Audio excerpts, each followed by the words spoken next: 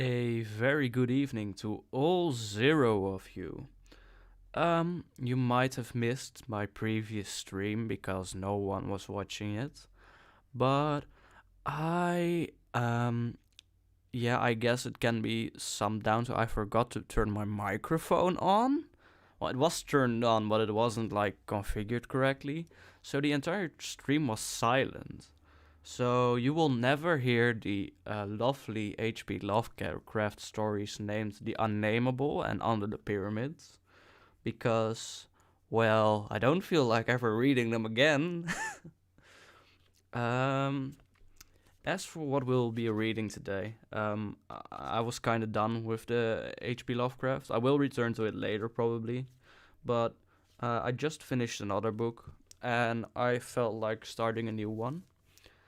Um, and the new book I've chosen to read is Brave New World by Aldous Huxley. And unlike the H.P. Lovecraft stories I told you previously, I have actually not yet read this book. I have heard good things about it, but I've not had the chance to read it yet myself. So you'll be experiencing the story alongside me. I'll probably be reading the first 3 or 4 chapters today. Afterwards, I'll probably maybe discuss my feelings about the book for a bit, but we'll see whether I feel like doing that or not. Then again, it's not like anyone's actually watching these videos, so I can do and say whatever I like. How nice is that? Well, in any case, let's get right into it. Chronic remorse.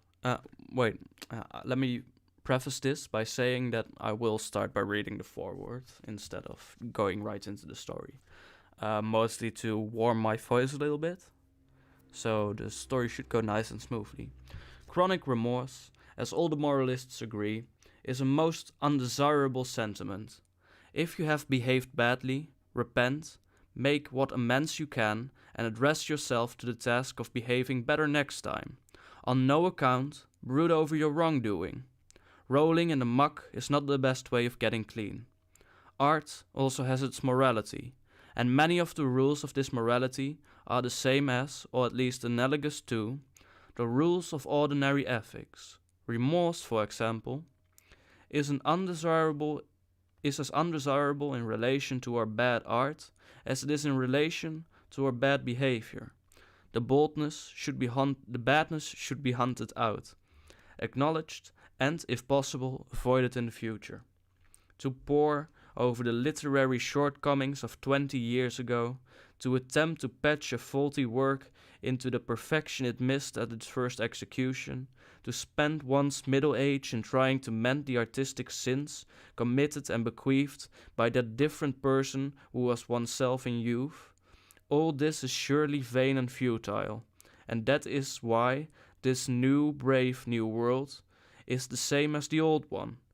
Its defects as a work of art are considerable, but in order to correct them, I should have to rewrite the book, and in the process of rewriting, as an other person, I should probably get rid not only of some of the faults of the story, but also of such merits as it originally possessed. And so, resisting the temptation to wallow in artistic remorse, I prefer to leave both well and ill alone, and to think about something else. In the meantime, however, it seems worthwhile, at least, to mention the most serious defect in the story, which is this. The savage is offered only 2 alternatives: an insane life in utopia, or the life of a primitive in an Indian village. A life more human in some respects, but in others hardly less queer and abnormal. At the time the book was written, this idea that human beings are given free will in order to choose between insanity on the one hand and lunacy on the other was one that I found amusing and regarded as quite possibly true. For the sake, however, of dramatic effect, the savage is often permitted to speak more rationally than his upbringing among the practitioners of a religion that is half fertility cult and half penitent ferocity would actually warrant. Even his acquaintance with Shakespeare would not in reality justify such utterances. And at the close of course, he is made to retreat from sanity. His native penitentism reasserts its authority, and he ends in maniacal self-torture and despairing suicide. And so they died miserably ever after, much to the reassurance of the amused pyrophonic aesthete who was the author of the fable. Today I feel no wish to demonstrate that sanity is impossible. On the contrary, though I remain no less sadly certain that in the past that sanity is a rather rare phenomenon. I am convinced that it can be achieved, and would like to see more of it, for having said so in several recent books, and above all for having compiled an anthology of what the sane have said about sanity, and the means whereby it can be achieved. I have been told by an eminent critic, that I am a sad symptom of the failure of an intellectual class in time of crisis. The implications being, I suppose, that the professor and his colleagues are hilarious symptoms of the success. The benefactors of humanity deserve due honor and commemoration. Let us build a pantheon for professors. It should be located among the ruins of one of the gutted cities of Europe or Japan, and over the entrance to the ossuary I would inscribe, in letters 6 or 7 feet high, the simple words, sacred to the memory of the world's educators. Si momentum requireres circumspice. But to return to the future, if I were now to rewrite the book, I would offer the savage a third alternative.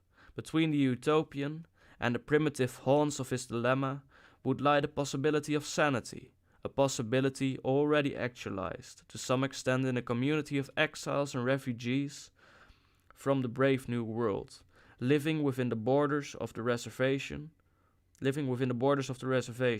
In this community, economics would be decentralist, and Henry Georgian politics Kropotkinesque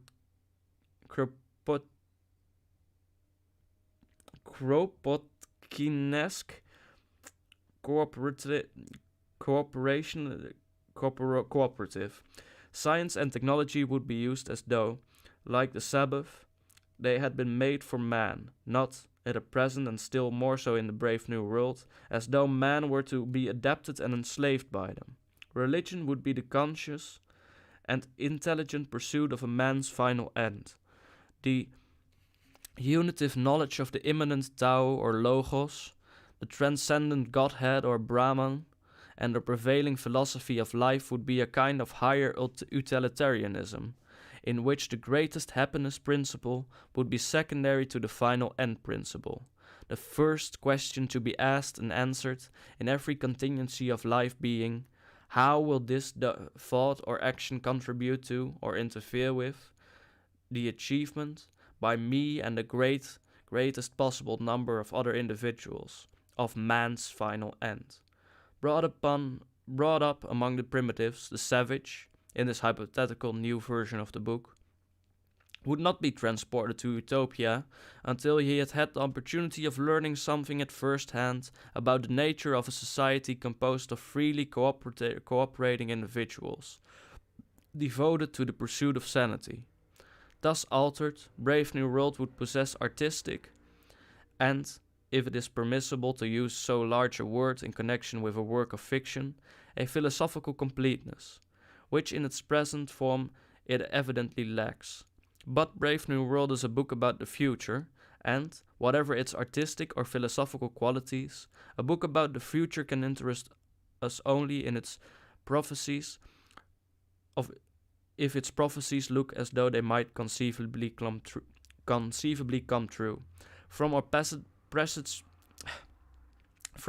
vantage point, 15 years further down the inclined plane of modern history, how plausible do this prognostication seem? What has happened in the painful interval to confirm or invalidate the forecasts of 1931? One vast and obvious failure of foresight is imminently apparent.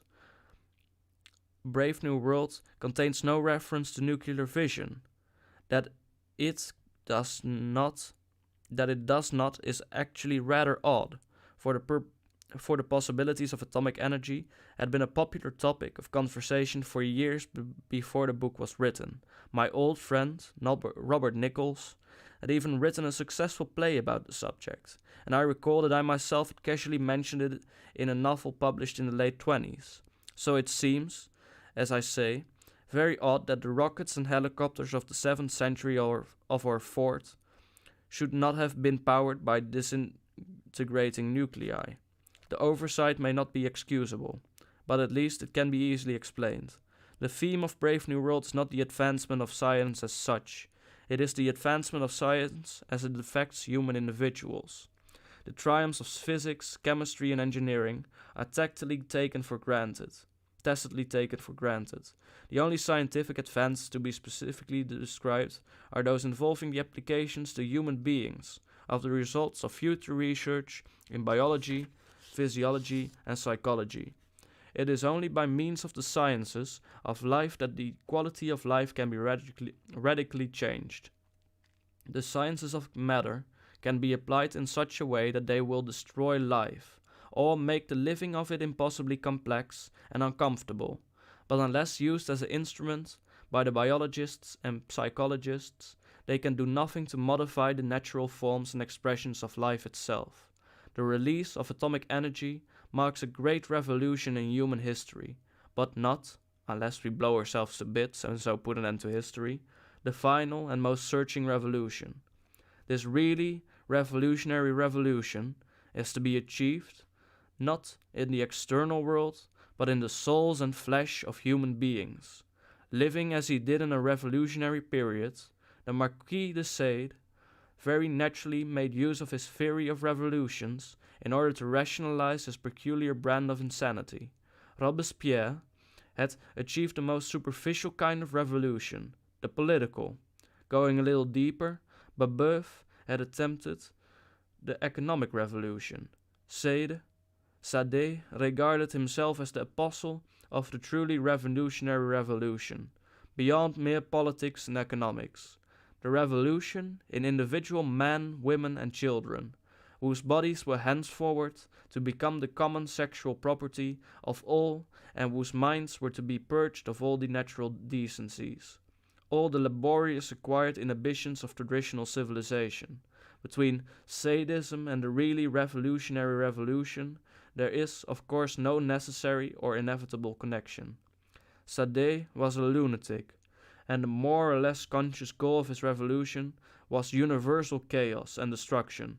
The people who govern the brave new world may not be sane, in what may be called the absolute sense of the word, but they are not madmen, and their aim is not anarchy, but social stability.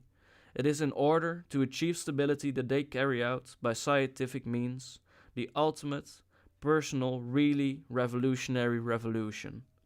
But meanwhile we are in the first phase of what is perhaps the penultimate revolution.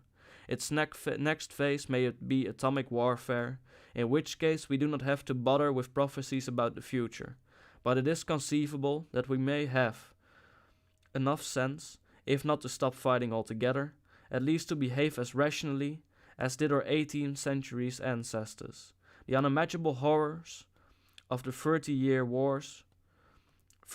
War actually taught men a lesson, and for more than 100 years the politicians and generals of Europe consciously resisted the temptation to use their military resources to the limits of destructiveness, or, in a majority of conflicts, to go on fighting until the enemy was totally annihilated. They were aggressors, of course, greedy for profit and glory, but they were also conservatives, determined at all costs to keep their world intact as a going concern. For the last 30 years there have been no conservatives. There have been only nationalistic radicals on the right and the nationalistic radicals of the left. The last conservative statesman was the fifth Marquis of Lansdowne, and when he wrote a letter to the Times suggesting that the First World War should be concluded with a compromise, as most of the wars of the 18th century had been, the editor of that once conservative journal refused to print it. The nationalistic radicals had their way, with the consequences that we all know. Bolshevism, fascism, inflation, depression, Hitler, the Second World War, the ruin of Europe, and all but universal famine. Assuming then that we are capable of learning as much from Hiroshima as our forefathers learned from Magdeburg, we may look forward to a period, not indeed of peace, but of limited and only partially ruinous warfare. During that period, it may be assumed that nuclear energy will be harnessed to industrial uses. The result, pretty obviously, will be a series of economic and social changes unprecedented in rapidity and completeness. All the existing patterns of human life will be disrupted and new patterns will have to be improvised to conform with the non-human fact of atomic power. Procrustes in modern dress. The nuclear scientist will prepare the bed on which mankind must lie. And if mankind doesn't fit, well, that will be just too bad for mankind. There will have to be some stretching and a bit of amputation. That same sort of stretching and amputation as has been going on ever since applied science really got into its stride. Only this time they will be a good deal more drastic than in the past. These far from painless operations will be directed by highly centralized totalitarian governments. Inevitably so, for the immediate future is likely to resemble the immediate past. And in the immediate past, rapid technological changes taking place in a mass-producing economy and among a population predominantly propertyless have always tended to produce economic and social confusion. To deal with confusion, power has been centralized and government control increased. It is probable that all the world's governments will be more or less completely totalitarian even before the harnessing of atomic energy. That they will be totalitarian during and after the harnessing seems almost certain.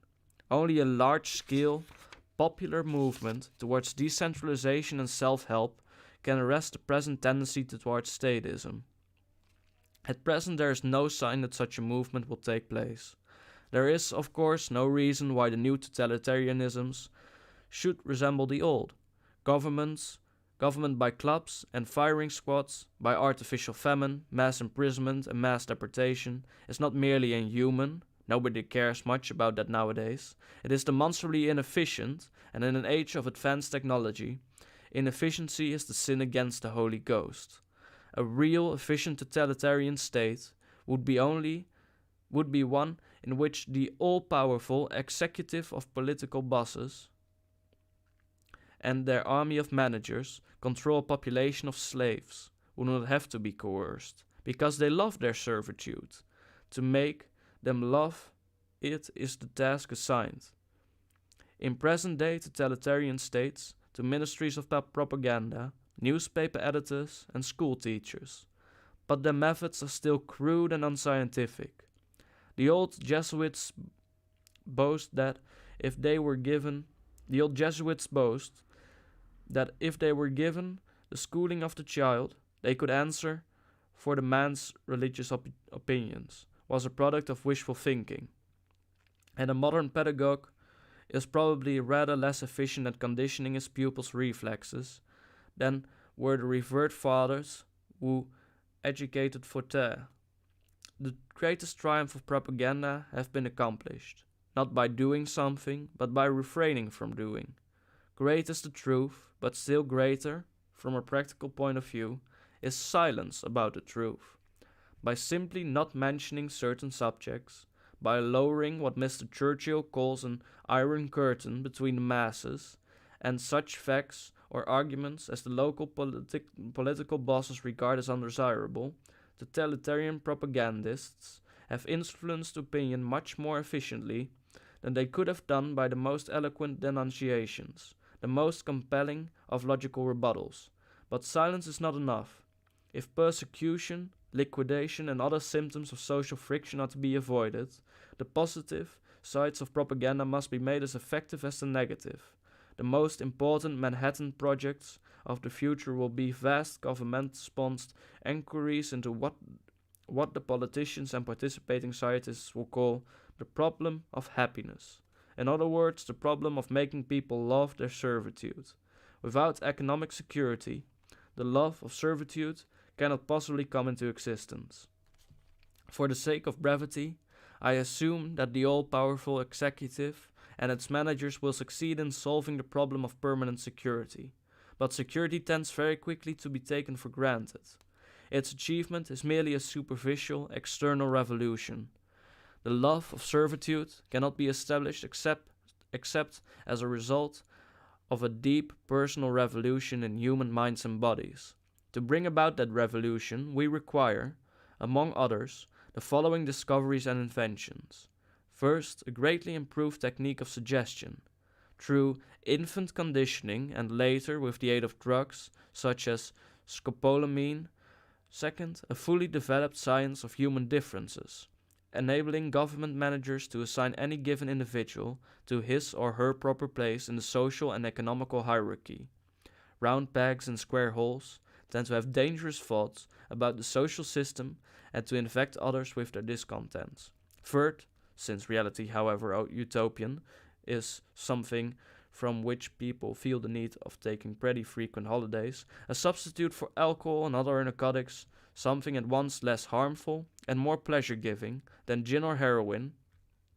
And fourth, but this would be a long-term project, which it would take generations of totalitarian control to bring to a successful conclusion, a foolproof system of eugenics, designed to standardize the human product and to facilitate the task of the managers. In Brave New World, the standardization of the human project has been pushed to the fantastic, though not perhaps impossible, extremes. Technically and ideologically, we are still a long way from bottled babies and Bokanovsky groups of semi-Mormons. But by ANF 600, who knows what may not be happening. Meanwhile, the other characteristic features of that happier and more stable world, the equivalents of Soma and Hypnopedia and the scientific caste system, are probably not more than 3 or 4 generations away. Nor does the sexual promiscuity of Brave New World seem so very distant. There are already certain American cities in which the number of divorces is equal to the number of marriages. In a few years, no doubt, marriage licenses will be sold like dog licenses, good for a period of 12 months, with no law against changing dogs or keeping more than one animal at a time. As political and economical freedoms diminish, sexual freedom tends compensatingly to increase, and the dictator, unless he needs cannon fodder and families with which to colonize empty or conquered territories, will do well to encourage that freedom. In conjunction with the freedom to daydream, under the influence of dope and movies and the radio, it will help to reconcile his subjects to the servitude which is their fate. All things considered, it looks as though utopia were far closer to us than anyone, only 15 years ago, could have imagined. Then I projected it 600 years into the future. Today it seems quite possible that the horror may be upon us within a single century. That is, if we refrain from blowing ourselves to smithereens in the interval. Indeed, unless we choose to decentralize and to use applied science, not as the end to which human beings are to be made the means, but as the means to produce a race of free individuals, we have only 2 alternatives to choose from. Either a number of national, militarized totalitarianisms, having as their root the terror of the atomic bomb, and as their consequence the destruction of civilization, or, if the warfare is limited, the perpetuation of militarism, or else one supranational totalitarianism, called into existence by the social chaos resulting from rapid technological progress in general and the atomic revolution in particular, and developing, under the need for efficiency and stability, into the welfare tyranny of utopia. You pays your money, and you takes your price. That was the foreword. It's kind of becoming kind of obvious. He's not a fan of the way society was heading back then. And, well, sexual freedom has gotten a lot more free back than it was back then. Although it isn't as bad as he describes, with marriage licenses being handed out like uh, dog licenses. But then again, a lot of people tend not to marry these days anymore. That was a bad sentence. Um, well, in any case, before I fuck up any more sentences, let's get into chapter 1. A squat, grey building of only 34 stories. Over the main entrance the words Central London Hatchery and Conditioning Centre, and in the shield the words state's motto: community, identity, stability. The enormous room on the ground floor faced towards the north. Cold for all the summer beyond the panes, for all the tropical heat of the room itself, a harsh, thin light glared through the windows, hungrily seeking some draped lay figure, some pallid shape of academic goose-flesh, but finding only the glass and nickel and bleakly shining porcelain of a laboratory. Winteriness responded to winteriness. The overalls of the workers were white, their hands gloved with a pale corpse-colored rubber.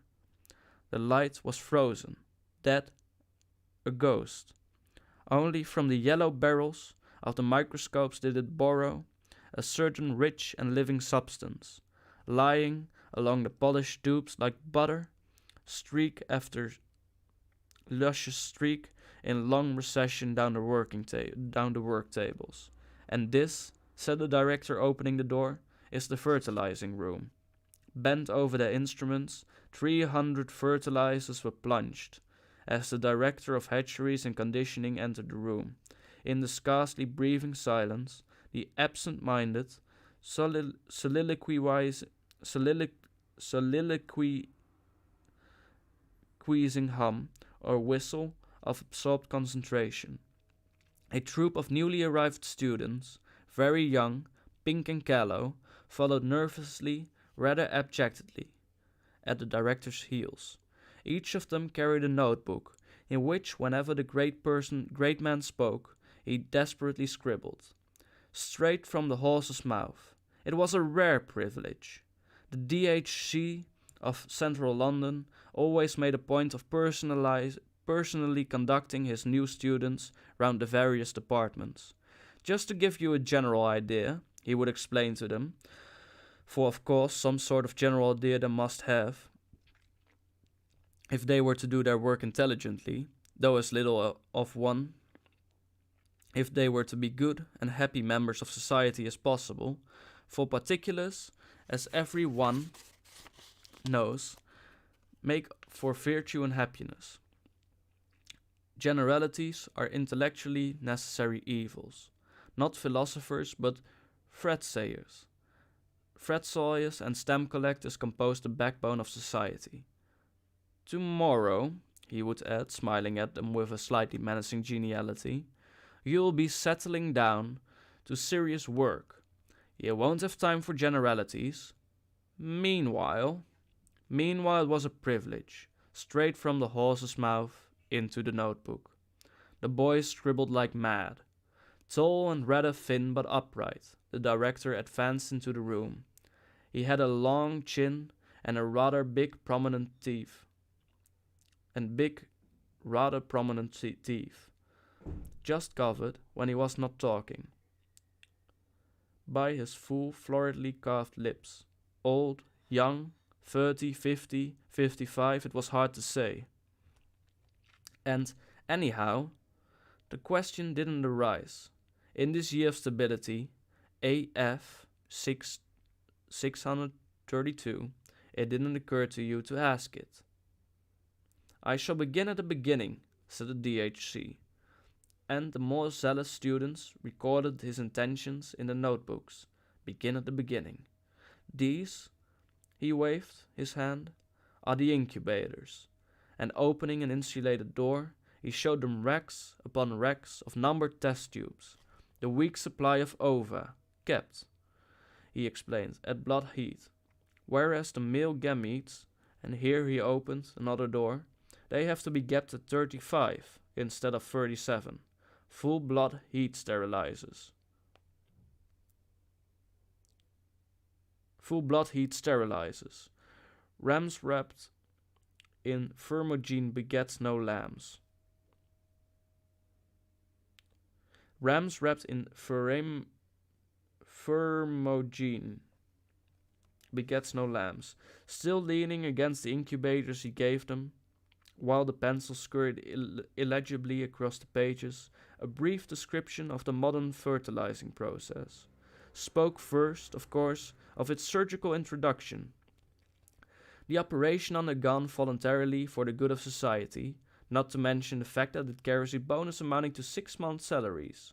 Continued with some account of the technique for preserving the excised ovary alive and actively developing, passed on to a consideration of optimum temperature, salinity, viscosity, referred to the liquor in which the detached and ripened eggs were kept, and leading his charges to the work tables, actually showed them how this liquor was drawn off from the test tubes, how it was let out drop by drop onto the specially warmed slides of the microscopes, how the eggs which it contained were inspected for abnormalities, counted and transferred to a porous receptacle, how, and he now took them to watch the operation, this receptacle was immersed in a warm bouillon containing free-swimming spermatozoa, at a minimum concentration of 100,000 per cubic centimeter.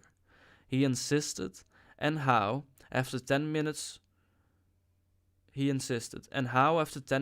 container was lifted out of the liquor and its contents re-examined. How, if any of the eggs remained unfertilized, it was again immersed, and if necessary, yet again. How the fertilized ova went back to the incubators, where the alphas and betas remained until definitely bottled, while the gammas, deltas, and epsilons were brought out again, after only 36 hours, to undergo Bokanovsky's process. Bokanovsky's process, repeated the director, and the students underlined the words in their little notebooks. 1 egg, 1 embryo, 1 adult. Normality. But a Bokanovsky egg will bud, will proliferate, will divide, from 8 to 96 buds, and every bud will grow into a perfectly formed embryo, and every embryo into a full-sized human, making 96 human beings grown where only one grew before. Progress. Essentially, the DHC concluded, Bokanovskification consists of a series of arrests of development. We check the normal growth and, paradoxically enough, the egg responds by budding. The pencils were busy. He pointed. On a very slow-moving band, a rackful of test tubes was entering a large metal box. Another rackful was emerging. Machinery faintly purred. It took 8 minutes for the tubes to go through, he told them. 8 minutes of hard X-rays, being about as much as an egg can stand. A few died. Of the rest, the least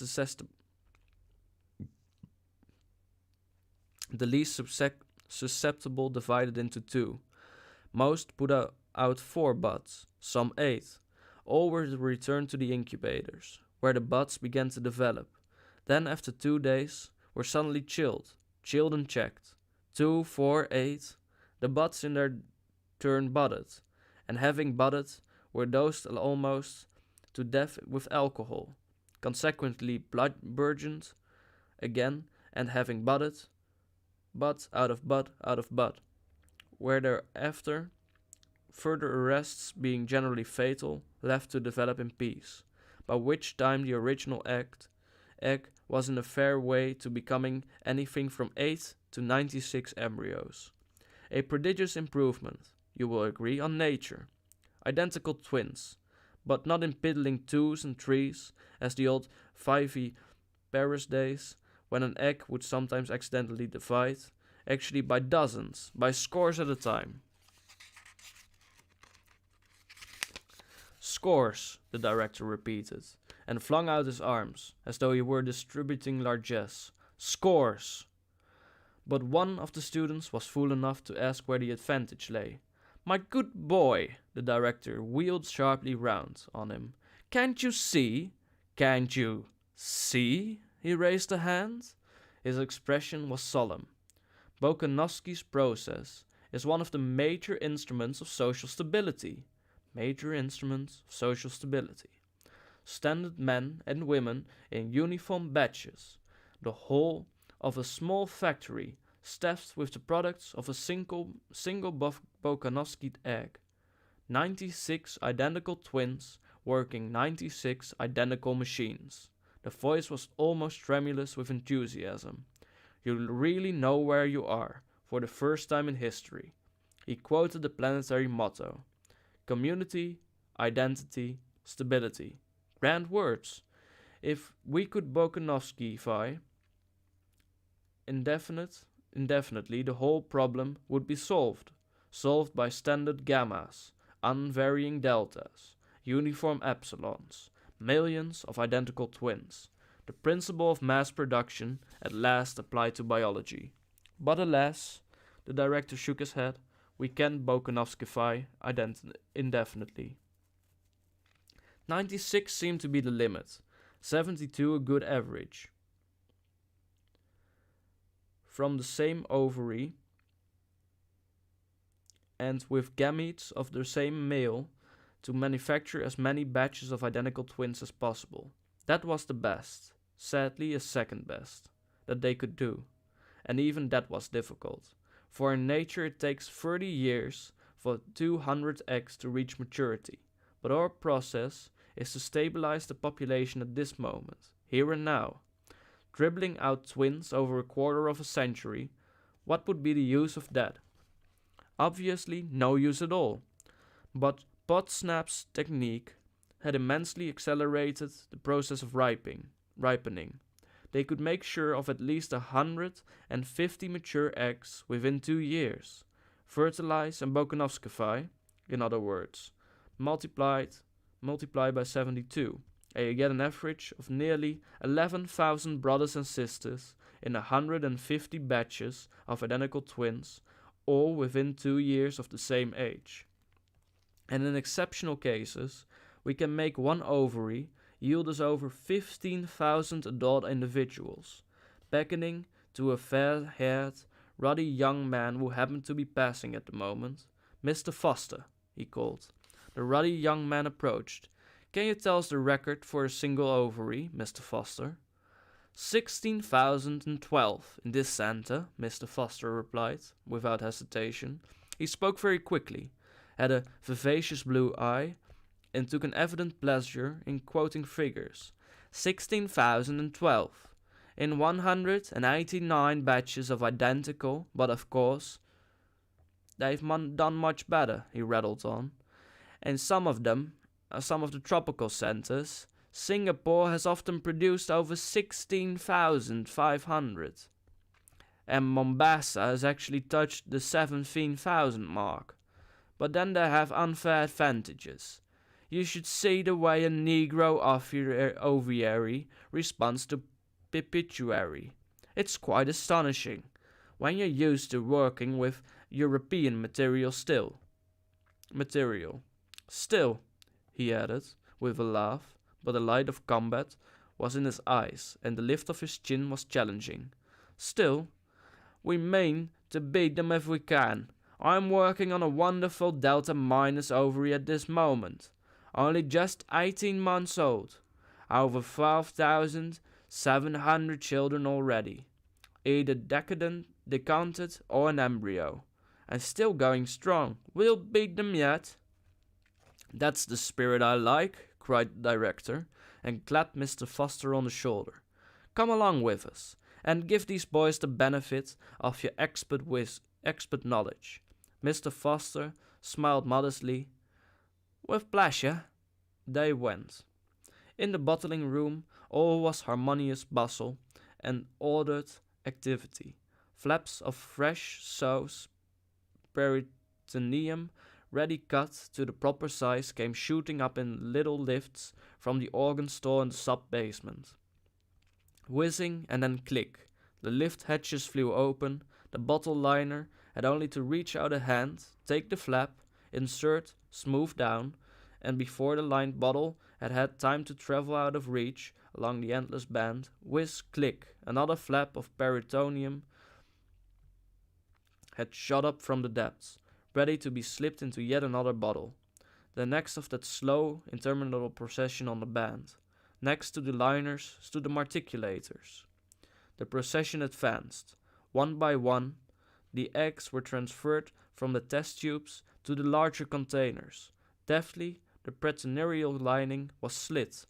The morula dropped into place, the saline solution poured in, and already the bottle had passed, and it was the turn of the labelers. Heredity, date of fertilization, member of Bokanovsky group. Details were transferred from test tube to bottle. No longer anonymous, but named, identified, the procession marched slowly on through an opening in the wall, slowly on into the social predestination room. 88 cubic meters of card index. 88 meters of cubic meters of card index, said Mr. Foster with relish as he entered. Containing all the relevant information, added the director. Brought up to date every morning and coordinated every afternoon. Brought up to date every morning and coordinated every afternoon, on the basis of which they make their calculations. So many individuals of such and such quality, said Mr. Foster, distributed in such and such quantities. The optimum decanting rate at any given moment, unforeseen wastages promptly made good. Promptly, repeated Mr. Foster. If you knew the amount of overtime I had to put in after the last Japanese earthquake. He laughed good-humorously and shook his head. The predestinators send in their figures to the fertilizers, who give them the embryos they ask for, and the bottles come in here to be predestined. Fuck it. I will reread this part in the Mr. Foster accent. 88 cubic meters of card index, said Mr. Foster with relish as he entered, containing all the relevant data, added the director. Brought up to date every morning and coordinated every afternoon, on the basis of which they make the calculations. So many individuals of such and such quality, said Mr. Foster, distributed in such and such quantities, the optimum decanting rate at any given moment, unforeseen wastages promptly made good. Promptly, repeated Mr. Foster. If you knew the amount of overtime I had to put in after the last Japanese earthquake. He laughed good-humorously and shook his head. The predestinators send in their figures to the fertilizers. We'll give them the embryos they ask for, and the bottles come in here to be predestined in detail, after which they are sent down to the embryo store, where we now proceed ourselves. And opening a door, Mr. Foster led the way down a staircase into the basement. The temperature was still tropical. They descended into a thickening twilight. 2 doors and a passage with a double turn ensured the cellar against any possible infiltration of the day. Embryos are like photograph film, said Mr. Foster waggishly, as he pushed open the second door. They can only stand red light, and in effect the sultry darkness into which the students now followed him was visible and crimson, like the darkness of closed eyes on a summer's afternoon. The bulging flanks of row on receding row, and tier above tier of bottles glinted with innumerable rubies, and among the rubies moved the dim red spectres of men and women with purple eyes and all the symptoms of lupus. The hum and rattle of machinery faintly stirred the air. Give them a few figures, Mr. Foster, said the director, who was tired of talking. Mr. Foster was only too happy to give them a few figures. 220 meters long, 200 wide, 10 high, he pointed upwards. Like chickens drinking, the students lifted their heads towards the distant ceiling. 3 tiers of racks, ground floor level, first gallery, second gallery. The spidery steelwork of gallery above gallery faded away in all directions into the dark. Near them, 3 red ghosts were busily unloading demijohns from a moving staircase, the escalator from the social predestination room. Each bottle could be placed on one of 15 racks. Each rack, though you could only see it, was a conveyor traveling at a rate of 33 and a third centimeters an hour, 267 days at 8 meters a day, 2,136 meters in all. One circuit of the cellar at ground level, one on the first gallery, half on the second, and on the 267th morning, daylight in the decanting room, independent existence, so called. But in the interval, Mr. Foster concluded, we've managed to do a lot to them. Oh, a very great deal. His laugh was knowing and triumphant. That's the spirit I like, said the director once more. Let's walk around. You tell them everything, Mr. Foster. Mr. Foster duly told them of the growing embryo on its bed of peritoneum, made them taste the rich blood surrogate on which it fed, explained why it had to be stimulated with placentine and thyroxine, told them of the corpus luteum extract, showed them the jets through which at every 12th meter, from 0 to 240, it was automatically injected, spoke of those gradually increasing doses of pituitary administered during the final 96 meters of their course, described the artificial maternal circulation installed in every bottle at meter 112, showed them the reservoir of blood surrogate, the centrifugal pump that kept the liquid moving over the placenta and drove it through the synthetic lung and waste product filter, referred to the embryo's troublesome tendency to anemia, to the massive doses of hog's stomach extract and fetal fowl's liver with which, in consequence, it had to be supplied, showed them the simple mechanism by means of which, during the last 2 meters of every eighth, all the embryos were simultaneously shaken into familiarity with movement, hinted at the gravity of the so-called trauma of decanting, and enumerated the precaution taken to minimize, by a suitable training of the bottled embryo, that dangerous shock, told them of the test for sex carried out in the neighborhood of meter 200, explained the system of labeling, a T for the males, a circle for the females, and for those who were destined to become free martins, a question mark, black on a white background.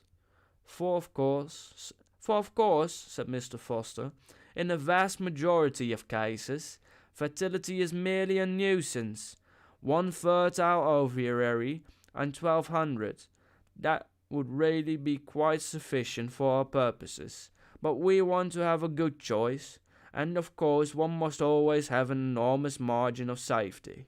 So we allow as many as 30% of the fertile male embryos to develop normally, of the female embryos to develop normally. The others get a dose of male sex hormone every 12 hours, 24 meters, for the rest of the course. Result? They are counted as free martins, structurally quite normal, except he had to admit that they do have the slight tendency to grow beards. But sterile, guaranteed sterile. What makes us at last, continued Mr. Foster, out of the reach of mere slavish imitation of nature into the much more interesting world of human invention. He rubbed his hands, for of course they did not content themselves with merely hatching out embryos. Any cow could do that. We also predestine and condition. We decant our babies as socialized human beings, as alphas or epsilons, as future sewage workers or future, he was going to say, future world controllers, but corrected himself, said, future directors of hatcheries. Instead, the DHC acknowledged the compliment with a smile. They were passing meter 320 on rack 11. A young beta-minus mechanic was busy with screwdriver and spanner on the blood surrogate pump of a passing bottle. The hum of the electric motor deepened by a fractions of a tone as he turned the nuts. Down, down, a final twist, a glance at the revolution counter, and he was done. He moved 2 paces down the line and began the same process on the next pump. Reducing the number of revolutions per minute, Mr. Foster explained. The surrogate goes round slower, therefore passes through the lung at longer intervals, therefore gives the embryo less oxygen. Nothing like oxygen shortness for keeping an embryo below par. Again he rubbed his hands. But why do you want to keep an embryo below par? Asked an ingenious student. Ass, said the director, breaking a long silence. Hasn't it occurred to you that an epsilon embryo must have an epsilon environment as well as an epsilon heredity? It evidently hadn't occurred to him. He was covered and with confusion. The lower the caste, said Mr. Foster, the shorter the oxygen. The first organ affected was the brain. After that, the skeleton. At 70% of normal oxygen, you got dwarfs. At less than 70, eyeless monsters, who are no use at all, concluded Mr. Foster. Whereas, his voice became confidential and eager, if they could discover a technique for shortening the period of maturity, what a triumph, what a benefaction to society. Consider the oars. They considered it. Mature at 6, the elephant at 10, while at 13 a man is not yet sexually mature, and is only full grown at 20. Hence, of course, that fruit of the late development, the human intelligence. But in epsilons, Mr. Foster said very justly, we don't need human intelligence. Didn't need and didn't get it. But though the epsilon mind was mature at 10, the epsilon body was not fit to work till 18. Long years of superfluous and wasted immaturity. If the physical development could be speeded up till it was as quick, say, as a cow's, what an enormous saving to our community. Enormous, muttered the students. Mr. Foster's enthusiasm was infectious. He became rather technical, spoke of the abnormal endocrine coordination which made men grow so slowly, postulated a germinal mutation to account for it. Could the effects of this germinal mutation be undone? Could the individual epsilon embryo be made a revert by a suitable technique to the normality of dogs and cows? That was the problem, and it was all but solved. Pilkington, at Mombasa, had produced individuals who were sexually mature at 4 and full-grown at 6.5, a scientific triumph, but socially useless. 6-year-old men and women were too stupid to do even epsilon work, and the process was an or-nothing one. Either you failed to modify at all, or else you modified the whole way. They were still trying to find the ideal compromise between adults of 20 and adults of 6, so far without success. Mr. Foster sighed and shook his head. Their wanderings through the crimson twilight had brought them to the neighborhood of meter 170, on rack 9. From this point onwards, rack 9 was enclosed, and the bottle performed the remainder of their journey in a kind of tunnel, uninterrupted here and there by openings 2 or 3 meters wide. Heat conditioning, said Mr. Foster. Hot tunnels alternated with cool tunnels. Coolness was wedded with to discomfort in the form of hard X-rays. By the time they were decanted, the embryos had a horror of cold. They were predestined to emigrate to the tropics, to be miner and acetate silk spinners, and steel workers. Later on, their minds would be made to endorse the judgment of their bodies. We conditioned them to thrive on heat, concluded Mr. We conditioned them to thrive on heat, concluded Mr. Foster. Our colleagues upstairs will teach them to love it. And that, put in the director sententiously, that is the secret of happiness and virtue. Liking what you got to do, all conditioning aims at that. Making people like their unescapable social destiny. In a gap between two tunnels, a nurse was delicately probing with a long, fine syringe into the gelatinous contents of a passing bottle.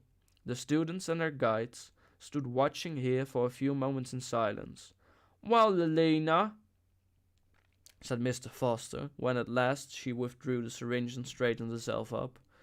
The girl turned with a start. One could see that, for all the lupus and the purple eyes, she was uncommonly pretty. Henry! A smile flashed redly at him, a row of coral teeth. Charming, charming, muttered the director, giving her 2 or 3 little pats, receiving in exchange a rather deferential smile for himself. What are you giving them? Asked Mr. Foster, making his tone very professional. Oh, the usual typhoid and sleeping sickness. Tropical workers start being inoculated at May 150, Mr. Foster explained to the students. The embryos still have gills. We immunize the fish against the future man's diseases.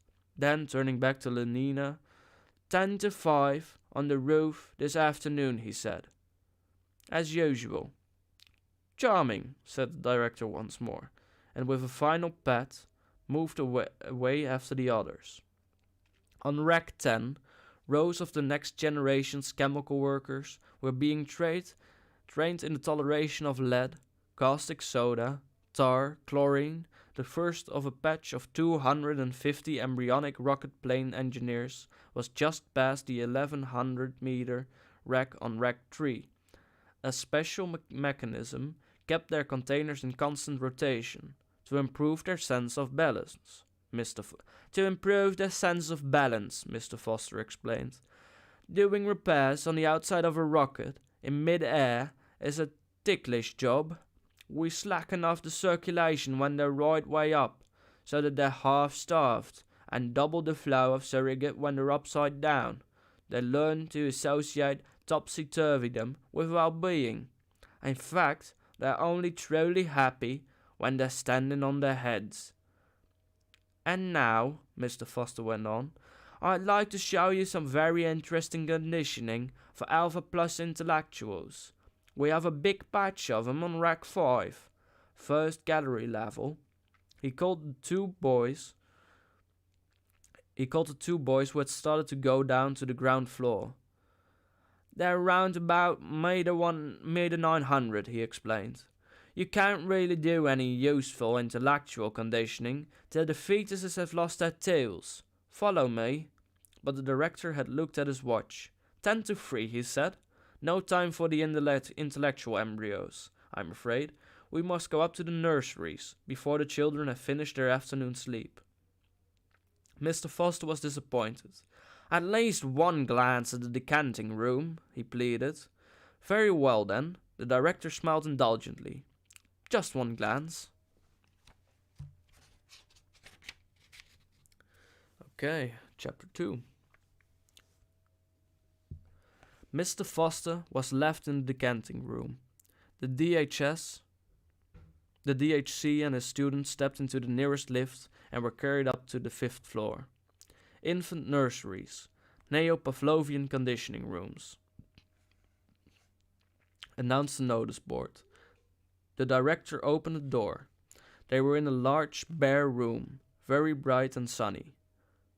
For the whole of the southern wall was a single window. Half a dozen nurses, trousered and jacketed, in the regulation of white viscose linen uniforms, their hair aseptically hidden under white caps, were engaged in setting out balls of roses in a long row across the floor. Big balls, packed tight with blossom, thousands of petals, ripe blown and silkenly smooth, like the cheeks of innumerable little cherubs, but of cherubs in that bright light, not exclusively pink and Aryan, but also luminously Chinese, also Mexican, also apoplectic with too much blowing of celestial trumpets, also pale as death, pale with the posthumous whiteness of marble. The nurses stiffened to attention as the DHC came in. Set out books, he said curtly. Set out the books, he said curtly. In silence the nurses obeyed his command. Between the rose balls the books were duly set out. A row of nursery quartos opened invitingly, each at some gaily colored image of beast, of fish, or bird. Now bring in the children. They hurried out of the room and returned in a minute or two, each pushing a child of tall, dumbwaiter laden, a kind of tall dumbwaiter laden on all its 4 wire-netted shelves, with 8-month-old babies, all exactly alike. A Pokonovsky group, it was evident, and all, since their caste was Delta, dressed in khaki. Put them down on the floor. The infants were unloaded. Now turn them so that they can see the flowers and the books. Turned, the babies at once fell silent, then began to crawl towards those clusters of sleek colors, those shapes so gay and brilliant on the white pages. As they approached, the sun came out of a momentary eclipse behind a cloud. The roses flamed up as though with a sudden passion from within. A new and profound significance seemed to suffuse the shining pages of the books. From the ranks of the crawling babies came little squeals of excitement, gurgles and twitterings of pleasure. The director rubbed his hands. Excellent, he said. Might almost have been done on purpose. The swiftest crawlers were already at their goal. Small hands reached out uncertainly, touched, grasped, unpetaling the transfigured roses, crumpling the illimitable pages of the books. The director waited until they were all happily busy. Then, watch carefully, he said, and, lifting his hand, he gave the signal. The head nurse, who was standing by a switchboard at the other end of the room, pressed down a little lever. There was a violent explosion, shriller and even shriller. A siren shrieked, alarm bells maddeningly sounded. The children started, screamed, their faces were distorted with terror. And now, the director shouted, for the noise was deafening, now we proceed to rub in the lesson with a mild electric shock. He waved his hand again, and the head nurse pressed a second lever. The screaming of the babies suddenly changed in tone. There was something desperate, almost insane, about the sharp spasmodic yelps to which they now gave utterance. Their little bodies twitched and stiffened. Their limbs moved jerkily, as if to the tug of unseen wires. We can electrify the whole strip of floor, bawled the director in explanation. But that's enough, he signaled to the nurse. The explosion ceased, the bell stopped ringing, the shriek of the siren died down from tone to tone into silence, the stiffly twitching bodies relaxed, and what had become the sobbing yelp of infant maniacs broadened out once more into a normal howl of ordinary terror. Offer them the flowers and the books again. The nurses obeyed, but at the reproach of the roses, the merest sight of those gaily colored images of Pussy and Cock-a-doodle-doo and Baba, Black Sheep, the infants shrank away in horror. The volume of their howling suddenly increased. Observe, said the director triumphantly. Observe. Books and loud noises, flowers and electric shocks. Already in the infant's mind, these couples were compromisingly linked, and after 200 repetitions of the same or similar lesson, would be wedded indissolubly. What man has joined, nature is powerless to put asunder. They'll grow up with what the psychologists used to call an instinctive hatred of books and flowers, reflexes unalterably conditioned. They'll be safe from books and botany all their lives. The director turned to his nurses. Take them away again. Still yelling, the khaki babies were loaded onto their dumbwaiters and wheeled out, leaving behind them the smell of sour milk and a most welcome silence. One of the students held up his hand, and though he could see quite well why you couldn't have lower caste people wasting the community's time for over books, there was always a risk of their reading something which might undesirably decondition one of their reflexes. Yet, well, he couldn't understand about the flowers. Why go to the trouble of making it psychologically impossible for deltas to like flowers? Patiently the DHC explained.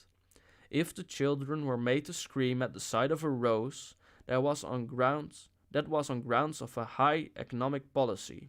Not so very long ago, or century or thereabouts, gammas, deltas, and even epsilons had been conditioned to like flowers in particular, and wild nature in general. The idea was to make them want to be going out into the country at every available opportunity, and so compel them to consume transport. And didn't they consume transport as the student? Quite a lot, the DHC replied, but nothing else. Primroses and landscapes, he pointed out, have one grave defect. They are gratuitous. A love of nature keeps no factories busy. It was decided to abolish the love of nature, at any rate among the lower classes. To abolish the love of nature, but not the tendency to consume transport. For, of course, it was essential that they should keep on going to the country, even though they hated it. The problem was to find an economically sounder reason for consuming transport than a mere affection for primroses and landscapes. It was duly found.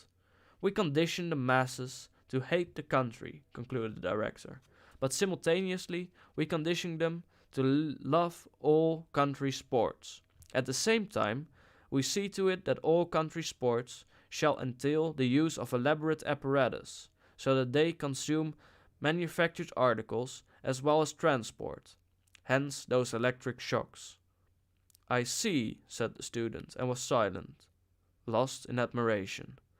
There was a silence then, clearing his throat. Once upon a time, the director began, while a thought was still on earth, there was a little boy called Reuben Rabinovich. Reuben was the child of Polish-speaking parents. The director interrupted himself. You know what Polish is, I suppose? A dead language. Like French and German, added another student, officiously showing off his learning. And parents? Questioned the DHC. There was an uneasy silence. Several of the boys blushed, but they had not yet learned to draw the significant but often very fine distinction between smut and pure science. One at last had the courage to raise a hand. Human beings used to be... He hesitated. The blood brushed to his cheeks. Well, they used to be... viviparous. Quite right, the director nodded approvingly. And when the babies were decanted... Born, came the correction. Well, then they were the parents. I mean, not the babies, of course, the other ones. The poor boy was overwhelmed with confusion.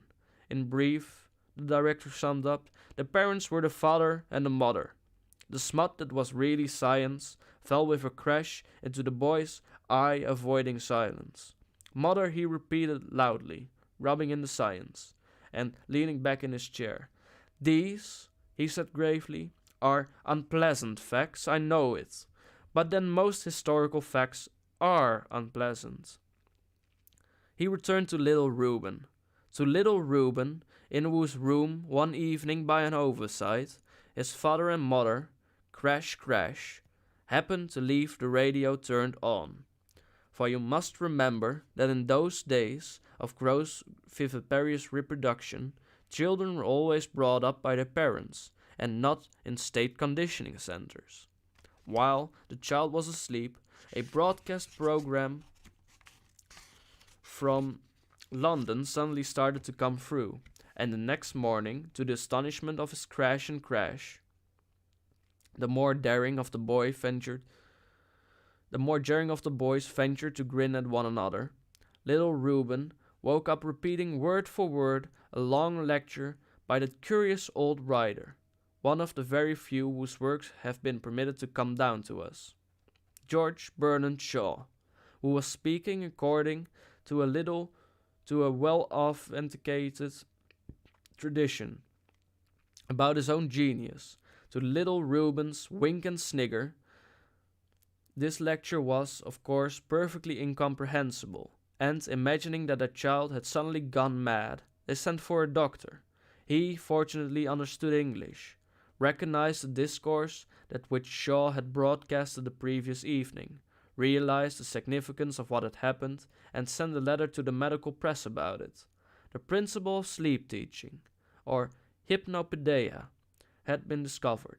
The DHC had an impressive pause. The principle had been discovered, but many, many years were to elapse before the principle was usefully applied. The case of little Reuben occurred only 23 years after Orr Ford's first Model T was put on the market. Here the director made a sign of the T on his stomach, and all the students reverently followed suit. And yet, furiously the students scribbled, Hypnopedia, first used officially in AF 214. Why not before? 2 reasons. A. These early experimenters, the DHC was saying, were on the wrong track. They thought that hypnopedia could be made an instrument of intellectual education. A small boy asleep on his right side, the right arm stuck out, the right hand hanging limp over the edge of the bed. Through a round grating in the side of a box, a voice speaks softly. The Nile is the longest river in Africa, and the second in length of all the rivers of the globe. Although falling short of the length of the Mississippi, Missouri, the Nile is at the head of all rivers as regards the length of its basin, which extends through 35 degrees of latitude. At breakfast the next morning, Tommy, someone says, do you know which is the longest river in Africa? A shaking of the head. But do you remember something that begins? The Nile is the Nile is the longest river in Africa and the second in length of all the rivers of the globe. The words came rushing out. Although falling short of, well now, which is the longest river in Africa? The eyes are blank. I don't know. But the Nile, Tommy. The Nile is the longest river in Africa. And second, then which river is the longest, Tommy? Tommy burst out in tears. I don't know, he howls. That howl, the director made plain, discouraged the earliest investigators. The experiments were abandoned. No further attempts was made to teach children the length of the Nile in their sleep. Quite rightly, you can't learn a science unless you know what it's all about. Whereas, if they'd only started on moral education, said the director, leading the way towards the door, the students followed him, desperately scribbling as they walked and all the way up in the lift. Moral education, which ought never in any circumstance to be rational. Silence, silence, he whispered a loudspeaker as they stepped out at the 14th floor, and silence, silence. The trumpet mouse indefatigably repeated at intervals down every corridor. The students, and even the director himself, rose automatically to the tips of their toes. They were alphas, of course, but even alphas had been well conditioned. Silence, silence. All the air of the 14th floor was sibilant with categorical imperative. 50 yards of tiptoeing brought them to a door which the director cautiously opened. They stepped over the threshold into a twilight of a shuttered dormitory. 80 cots stood in a row against the wall. There was a sound of light, regular breathing and a continuous murmur of a very faint voices remotely whispering. A nurse rose as they entered and came to attention before the director. "What's the lesson this afternoon?" he asked. "We had elementary sex for the first 40 minutes," she answered. "But now it's switched over to elementary class consciousness." The director walked slowly down the long line of cots, rosy and relaxed with sleep. 80 little boys and girls lay softly sleeping. There was a whisper under every pillow. The DHC halted and, bending over one of the little beds, listened attentively. "Elementary class consciousness, did you say? Let's have it repeated a little louder by the trumpet." At the end of the room, a loudspeaker projected from the wall. The director walked up to it and pressed the switch. "All were green," said a soft but very distinct voice, beginning in the middle of a sentence, "and Delta children were khaki. Oh no, I don't want to play with Delta children, and Epsilons are still worse. They're too stupid to be able to read or write. Besides, they wear black, which is such a beastly color. I am so glad I'm a beta." There was a pause. Then the voice began again. "Alpha children wear gray. They work much harder than we do, because they're so frightfully clever. I'm really awfully glad I'm a beta, because I don't work so hard. And then we are much better than the gammas and deltas. Gammas are stupid. They all wear green, and delta children wear khaki. Oh no, I don't want to play with delta children. And epsilons are still worse. They're too stupid to be able." The director pushed back the switch. The voice was silent. Only its thin ghost continued to murmur from beneath the 80 pillows. "They'll have that repeated 40 or 50 times more before they wake. Then again on Thursday, and again on Saturday. 120 times, 3 times a week, for 30 months. After which they go on to more advanced lesson. Roses and electric shocks, the khaki of deltas, and a whiff of asafoetida, wept indissolubly before the child can speak. But wordless conditioning is crude and wholesale, cannot bring home the finer distinctions, cannot inculcate the more complex courses of behavior. For that there must be words, but words without reason, in brief, hypnopedia, the greatest moralizing and socializing force of all time. The students took it down in their little books, straight from the horse's mouth. Once more the director touched the switch. "So frightfully clever," the soft, insinuating, indefatigable voice was saying. I'm really awfully glad I'm a beta, because, not so much like drops of water, though water, it is true, can wear holes in the hardest granite.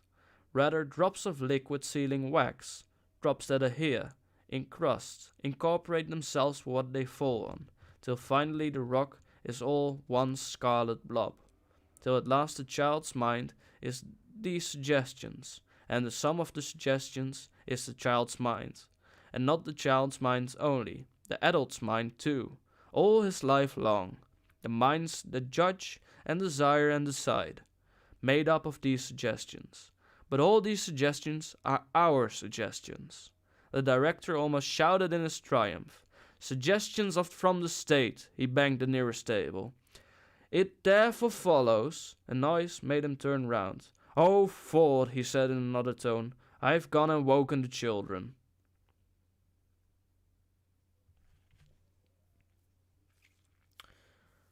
Outside, Chapter 3. Outside in the garden, it was playtime.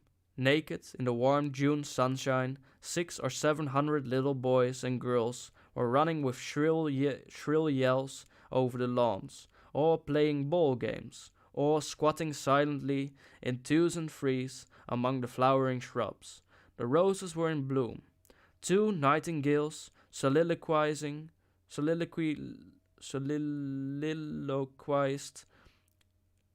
in the boscage. A cuckoo was just going out of tune among the lime trees. The air was drowsy with the murmur of bees and helicopters. The director and his students stood for a short time, watching a game of centrifugal bumble puppy. 20 children were grouped in a circle round a chrome steel tower. A ball thrown up so as to land on the platform at the top of the tower rolled down into the interior, fell on a rapidly revolving disc, was hurled through one or the other of the numerous apertures pierced in the cylindrical casing, and had to be caught. Strange, mused the lecturer as they turned away. Strange to think that even in our Ford's day, most games were played without more apparatus than a ball or two and a few sticks, and perhaps a bit of netting. Imagine the folly of allowing people to play elaborate games which do nothing whatever to increase consumption. It's madness. Nowadays, the controllers won't approve of any new game unless it can be shown that it requires at least as much apparatus as the most complicated of existing games, he interrupted himself. That's a charming little group, he said, pointing in a little grassy bay between tall clumps of Mediterranean heather. 2 children, a boy of about 7 and a girl who might have been a year older, were playing, very gravely and with all the focused attention of scientists intended on a labor of discovery, a rudimentary sexual game. Charming, charming, DHC repeated sentimentally. Charming, the boys politely agreed, but their smile was rather patronizing. They had put aside similar childish amusements too recently to be able to watch them now without a touch of contempt. Charming, but it was just a pair of children fooling about. That was all. Just kids. I always think, the director was continuing in the same rather maudlin tone, when he was interrupted by a loud boo-hooing.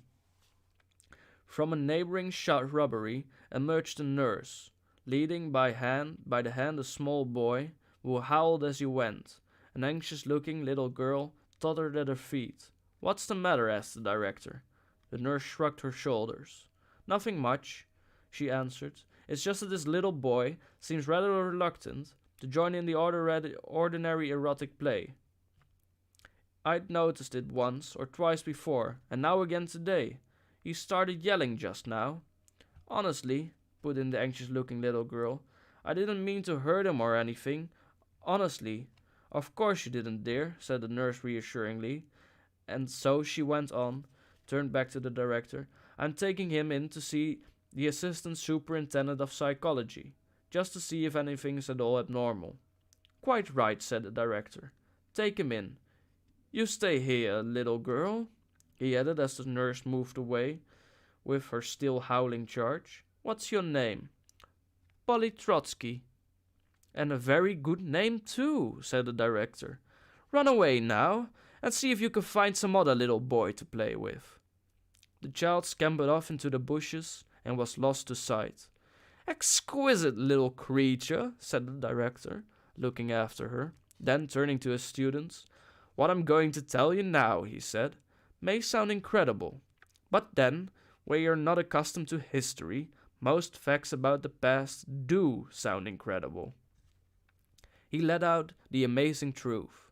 For a very long period before the time of our Ford, and even for some generations afterwards, erotic play between children had been regarded as abnormal. There was a roar of laughter, and not only abnormal, actually immoral, no, and had therefore been rigorously suppressed. A look of astonishment, incredulity, astonished incredulity appeared on the faces of the listeners. Poor little kids not allowed to amuse themselves? They could not believe it. Even adolescents, the DHC was saying. Even adolescents like yourselves. Not possible. Barring a little surreptitious autoeroticism and homosexuality, absolutely nothing. Nothing? In most cases till they were over 20 years old. 20 years old, echoes the student in a chorus of loud disbelief. 20, the director repeated. I told you that you would find it incredible. But what happened, they asked. What were the results? The results were terrible. A deep, resonant voice broke startlingly into the dialogue. They looked around. On the fringe of the little group stood a stranger, a man of middle height, black-haired, with a hooked nose, full red lips, eyes very piercing and dark. Eyes piercing and dark. Terrible, he repeated. The DHC had at that moment sat down on one of the steel and rubber benches conveniently scattered through the gardens. But at the sight of the stranger, he sprang to his feet and darted forward, his hand outstretched, smiling with all his teeth. Effusive. Controller, what an unexpected pleasure. Boys, what are you thinking of? This is the controller. This is his fortship, Mustafa Mond. In the 4,000 rooms of the center, the 4,000 electric clocks simultaneously struck 4. Disincarnate voices called from the trumpet mouths. Main day shift, off duty. Second day shift, take over. Main day shift, off in the lift. On their way up to the changing rooms, Henry Foster and the assistant director of Predestination rather pointedly turned their backs on Bernard Marx from the Psychology Bureau, averted themselves from the unsavory reputation.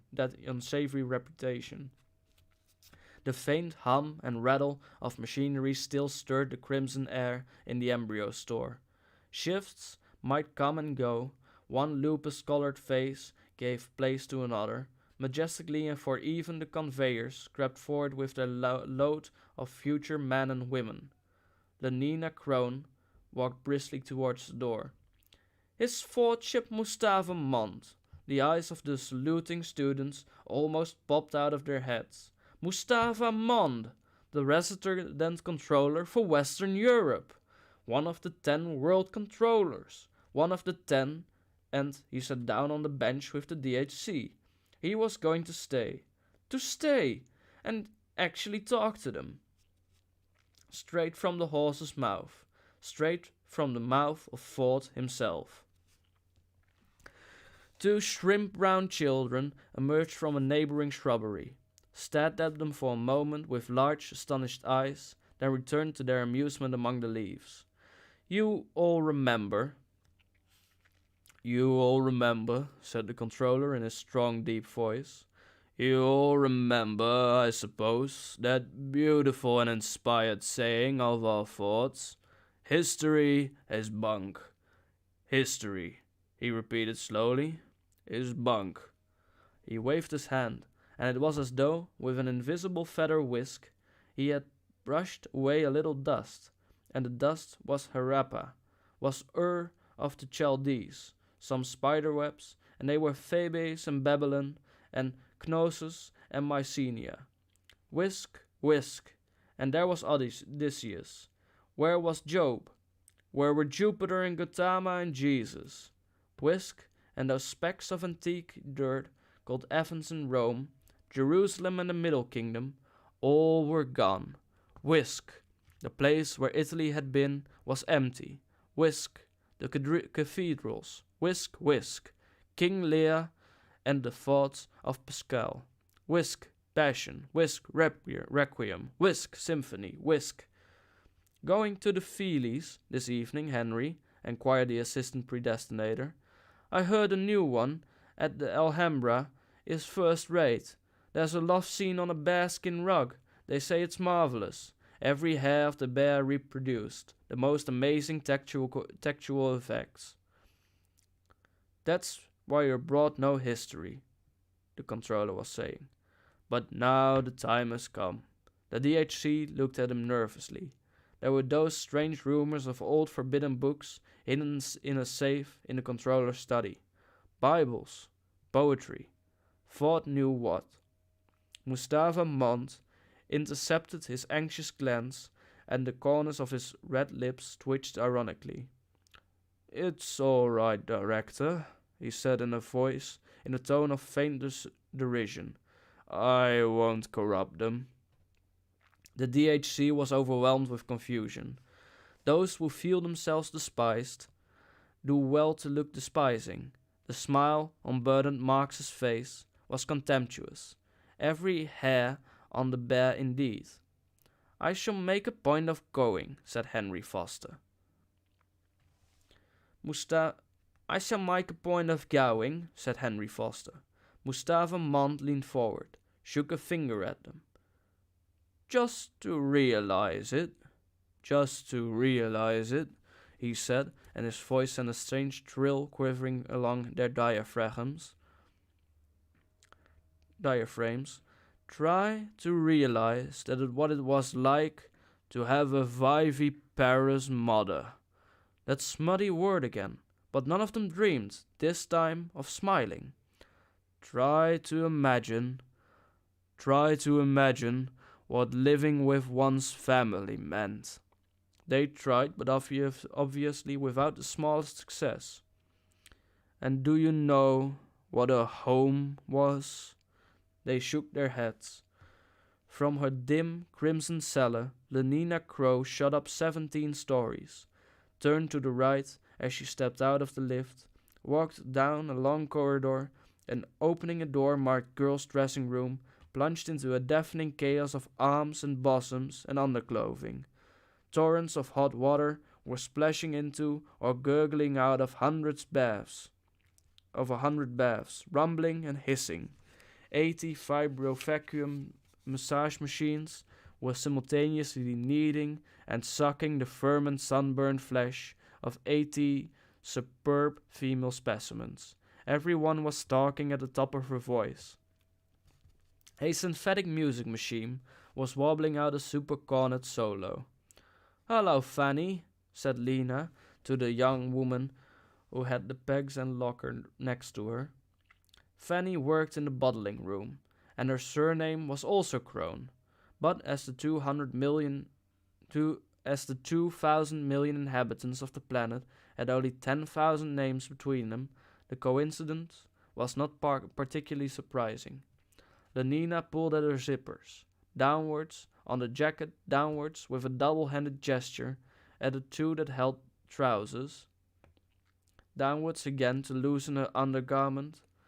Still wearing her shoes and stockings, she walked off towards the bathrooms. Home. A few small rooms, stifling, over-inhabited by a man, by a periodically teeming woman, by a rabble of boys and girls of all ages. No air, no space, an understerilized prison, darkness, the seasoned smells. The controller's evocation was so vivid that one of the boys, more sensitive than the rest, turned pale at the mere description and was on the point of being sick. Lenina got out of the bath, toweled herself dry, took hold of a long, flexible tube plugged into the wall, presented the nozzle to her breast as though she meant to commit suicide, pressed down the trigger. A blast of warm air dusted her with the finest talcum powder. 8 different scents and eau de cologne were laid out in little taps over the wash basin. She turned on the third from the left, dabbed herself with Chypre, and carrying her shoes and stockings in her hand, went out to see if one of the vibro-vacuum machines were free. And home was a squalid, physically as physically. Physically, it was a rabbit hole. A midden, hot with friction of tight-packed life, reeking with emotion. What suffocating intimacies, what dangerous, insane, obscene relations between the members of the family group. Maniacally, the mother brooded over her children, brooded over them like a cat over its kittens. But a cat that could talk, a cat that could say, my baby, over and over again, my baby, and oh, at my breast, the little hands, the hunger and that unspeakable agonizing pleasure, till at last my baby sleeps with a bubble of white wine at the corner of his mouth. My little baby sleeps. Yes, said Mustapha Mond, nodding his head. You may well shudder. Who are you going out with tonight, Lenina asked, returning from the vibrovac with like a pearl illuminated from within, pinkly glowing. Nobody. Lenina raised her eyebrow in astonishment. I've been feeling rather out of sorts lately, Fanny exclaimed. Dr. Wells advised me to have a pregnancy substitute. But, my dear, you're only 19. The first pregnancy substitute isn't compulsory till 21. I know, dear, but some people are better if they begin earlier. Dr. Wells told me that brunettes with white pelvises, like me, ought to have their first pregnancy substitute at 17. So I'm really 2 years late, not 2 years early. She opened the door of her locker and pointed to the rows of boxes and labeled files on the upper shelf. Syrup of Corpus luteum. Nina read the names out loud. Overin. Guaranteed fresh. Not to be used after August 1 AF 632. Mammary gland extract. To be taken 3 times daily. Before meals. With a little water. Placentin. 5 cc to be injected. Intravenously every 3rd day. Ugh, Lena shuddered. How I loathe intravenols, don't you? Yes, but when they do one good, Fanny was a particularly sensible girl. Our Ford, or our Freud, as for some inscrutable reason he chose to call himself whenever he spoke of psychological matters, or Freud had been the first to reveal the appalling dangers of family life. The world was full of fathers, was therefore full of misery, full of mothers, therefore full of every kind of perversion, from sadism to chastity, full of brothers, sisters, uncles, aunts, full of madness and suicide. And yet, among the savages of Samoa and certain islands of the coast of Guinea, the tropical sunshine lay like warm honey on the naked bodies of children, tumbling promiscuously among the hibiscus blossoms. Home was in any one of 20 palm-thatched houses. In the Troberians' conception was the work of ancestral ghosts. Nobody had ever heard of a father. Extremes, said the controller, meet from the good reason that they were made to meet. Dr. Wells says that a 3-month pregnancy substitute now will make all the difference to my health for the next 3 or 4 years. Well, I hope he's right, said Lenina, but Fanny, do you really mean to say that for the next 3 months you're not supposed to... Oh no, dear, only for a week or 2, that's all. I shall spend the evening at the club, playing musical bridge. I suppose you're going out? Lenina nodded. Who with? Henry Foster. Again? Fanny's kind, rather moon-like face took on an incongruous expression of pain and disproving astonishment. Do you mean to tell me that you're still going out with Henry Foster? Mothers and fathers, brothers and sisters, but there were also husbands, wives, lovers. There was also monogamy and romance. Though you probably don't know what those are, said Mustafa Mond. They shook their heads. Family, monogamy, romance, everywhere exclusiveness, a narrow channeling of impulse and energy. But every one belongs to everyone else, he concluded, citing the Hippocratic proverb. The students nodded, emphatically agreeing with a statement which upwards of 62,000 repetitions in the dark had made them accept, not merely as true, but as axiomatic, self-evident, utterly indisputable. But after all, Lenina was protesting, it's only about 4 months now since I've been having Henry. Only 4 months? I like that, and what's more, Fanny went on, pointing an accusing finger, there's been nobody else except Henry at all that time, has there? Lenina blushed scarlet, but her eyes, the tone of her voice, remained defiant. No, there hasn't been anyone else, she answered almost truculently. And I jolly well don't see why there should have been. Oh, she jolly well doesn't see why there should have been, Fanny repeated, as though to an invisible listener behind Nina's left shoulder. Then, with a sudden change of tone, but seriously, she said, I really do think you ought to be careful. It's such horrible bad form to go on like this with one man. At 40 or 55, it wouldn't be so bad. But at your age, Lenina, no, it really won't do. And you know how strongly the DHC objects to anything intense or long drawn. 4 months of Henry Foster without having another man. Why, he would be furious if he knew. Think of water under pressure in a pipe. They thought of it. I pierced it once, said the controller. What a jet! He pierced it 20 times. There were 20 piddling little fountains. My baby, mother. The madness is infectious. My love, my one and only. Precious. Mother, monogamy, romance.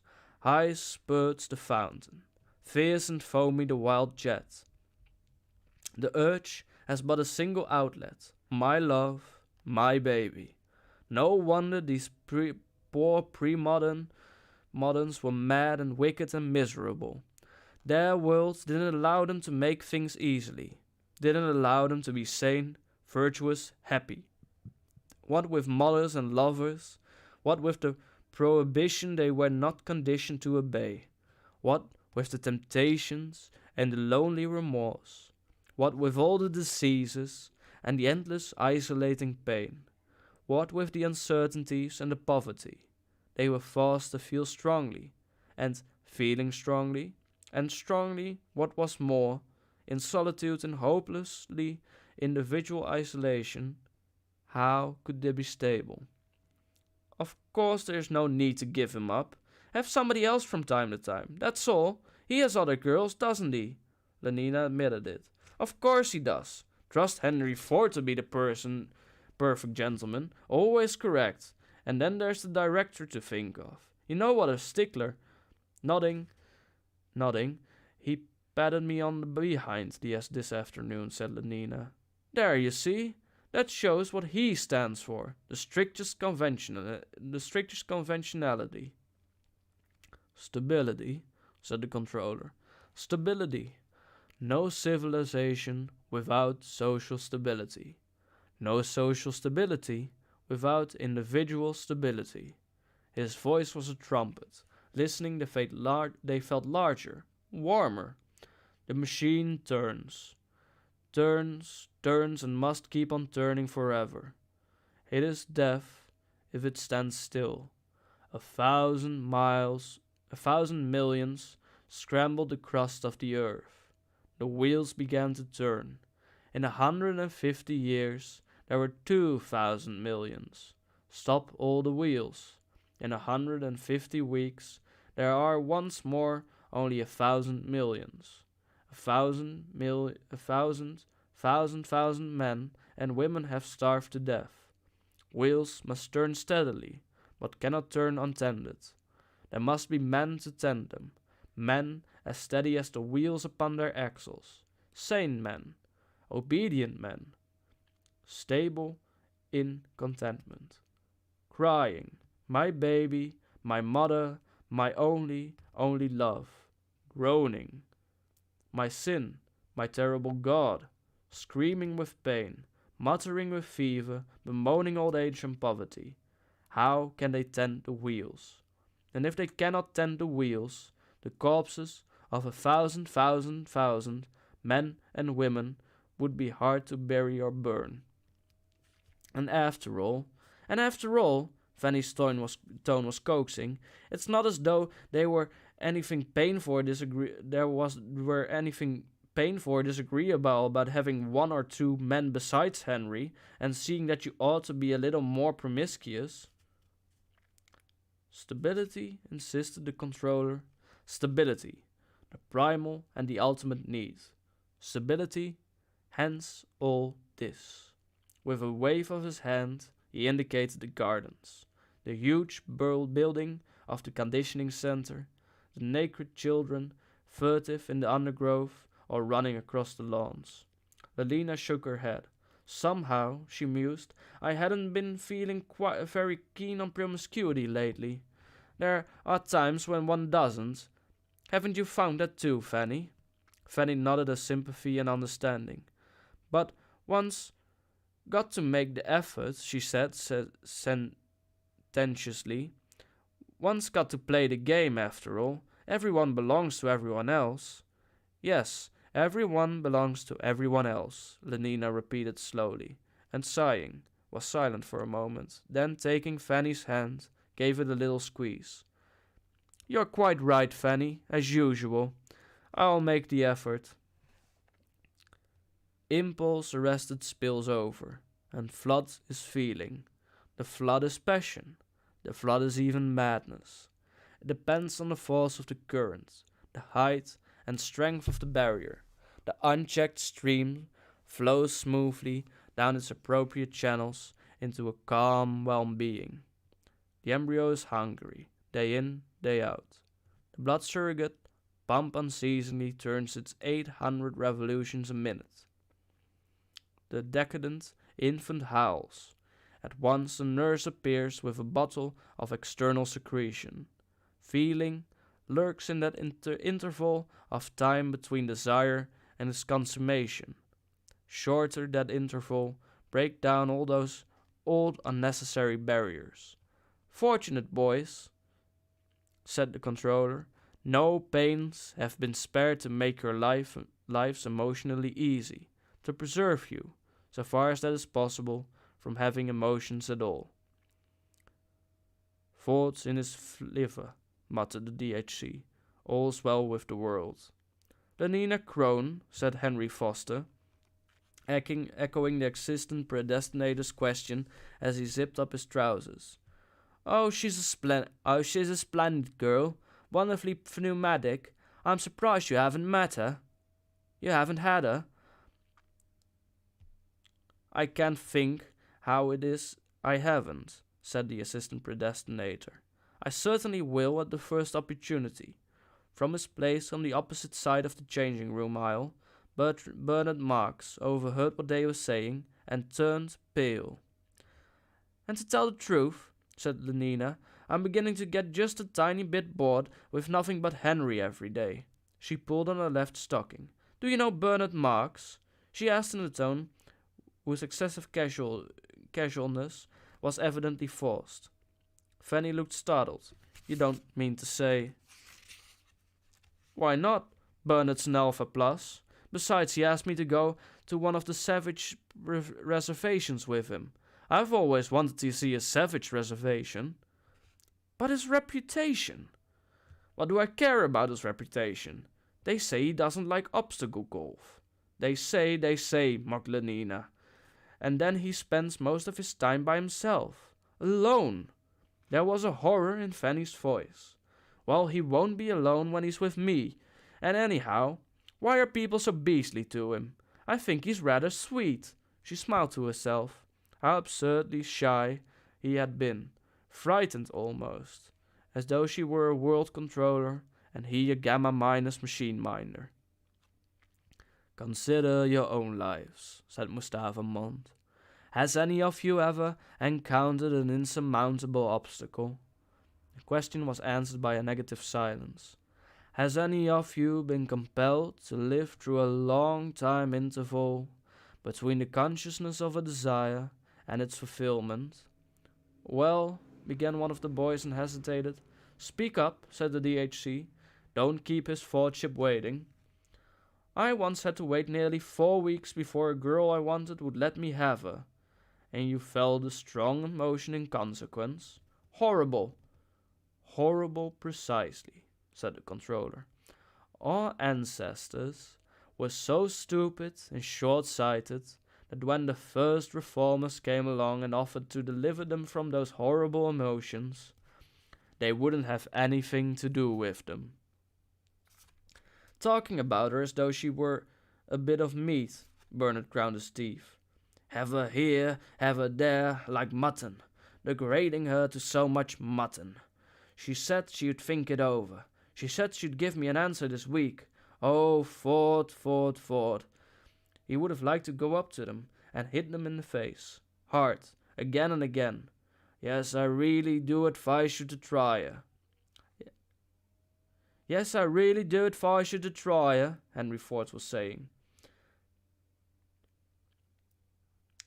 Take ectogenesis. Schnitzer and Kawaguchi had got the whole technique worked out. But would the governments look at it? No. There was something called Christianity. Women were forced to go on being viviparous. He's so ugly, said Fanny, but I rather like his books. But I rather like his looks. And then so small. Fanny made a grimace. Smallness was so horribly and typically low caste. I think that's rather sweet, said Lenina. One feels one would like to pet him. You know, like a cat. Fanny was shocked. They say somebody made a mistake when he was still in a bottle, though he was a gamma, and put alcohol. Thought he was a gamma and put alcohol into his blood surrogate. That's why he's so stunted. What nonsense! Lenina was indignant. Sleep teaching was actually prohibited in England. There was something called liberalism. Parliament, if you know what that was, passed a law against it. The records survive. Speeches about liberty of the subject. Liberty to be inefficient and miserable. Freedom to be a round peg in a square hole. But my dear chap, you're welcome. I assure you, you're welcome. Henry Forster patted the assistant predestinator on the shoulder. Everyone belongs to everyone else, after all. 100 repetitions, 3 nights a week for 4 years, trod Bernard Marx, who was a specialist on hypnopedia. 62,400 repetitions make one truth. Idiots. Or the caste system, constantly proposed, constantly rejected. There was something called democracy, as though men were more than physicochemically equal.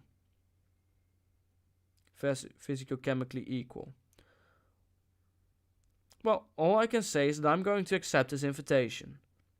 Bernard hated them, but they were two, they were large, they were strong. The 9 Years' War began in AF 141.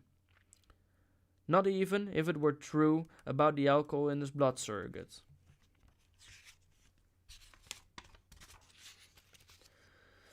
Phosgene, chloroprysin, ethyl iodacetate, diphenylcyanarcine, trichloromethyl, chloroformate, dichlorophyll, sulfide, not to mention hypocyanic acid. Which I simply don't believe, Lenina concluded. The noise of 14,000 aeroplanes advancing in open order, but in the Kurfürstendamm and the 8th arrondissement, the explosions of the anthrax bombs is hardly louder than the popping of a paper bag. Because I do want to see a savage reservation. There's a chemical formula here. Well, what? An enormous hole in the ground, a pile of masonry, some bits of flesh and mucus, a foot with the boot still on, flying through the air and landing, flop in the middle of the geraniums, the scarlet ones. Such a splendid show that summer. You're hopeless, Lenina. I give you up. The Russian technique for infecting water supplies was particularly ingenious. Back turned to back, Fanny and Lenina continued their changing in silence. The 9 Years' War, the great economic collapse. There was a choice between world control and destruction, between stability and... Fanny Crown's a nice girl too, said the assistant predestinator. In the nurseries, the elementary class consciousness lesson was over. The voices were adapting future demand to future industrial supply. I do love flying, they whispered. I do love flying. I do love having new clothes. I do love... Liberalism, of course, was dead of anthrax. But all the same, you couldn't do things by force. Not nearly so pneumatic as Lenina, oh, not nearly. But old clothes are beastly, continued the untiring whisper. We always throw away old clothes. Ending is better than mending. Ending is better than mending. Ending is better than... Governments, an affair of sitting, not hitting. You rule with the brains and the buttocks, never with the fists. For example, there was conscription of consumption. There, I'm ready, said Lenina, but Fanny remained speechless and averted. Let's make peace, Fanny, darling. Every man, woman and child compelled to consume so much a year in the interests of industry. The sole result. Ending is better than mending. The more stitches, the less riches. The more stitches. One of these days, said Fanny with dismal emphasis, you'll get into trouble. Conscientious objection on an enormous scale. Anything not to consume. Back to nature. I do love flying. I do love flying. Back to culture. Yes, actually to culture. You can consume much if you sit still and read books. Do I look all right? Lenina asked. Her jacket was made of bottle green acetate cloth with green viscose fur at the cuffs and collar. 800 simple lifters were moved down by machine guns at Golders Green. Ending is better than mending. Ending is better than mending. Green corduroy shorts and white viscose woolen stockings turned down below the knee. Then came the infamous British Museum massacre. 2,000 culture fans gassed with dichlorophyll sulfide. A green and white jockey cap shaded Lenina's eyes. Her shoes were bright green and highly polished. In the end, said Mustafa Mont, the controllers realized that force was no good.